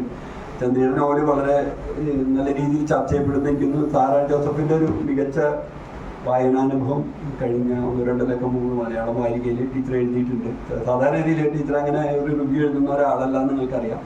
അപ്പോൾ അതുകൊണ്ട് ഒരു പ്രാധാന്യം ഉണ്ടാവും, കാലിക പ്രാധാന്യം ഉണ്ടാവും. ചന്ദ്രിയും ഇക്കാര്യങ്ങൾ അപ്പോൾ ഞങ്ങൾ രണ്ടുപേരും രണ്ടുപേരും സംസാരിച്ചതിന് ശേഷം നമുക്ക് ചർച്ച ചെയ്യാം. സന്തോഷം.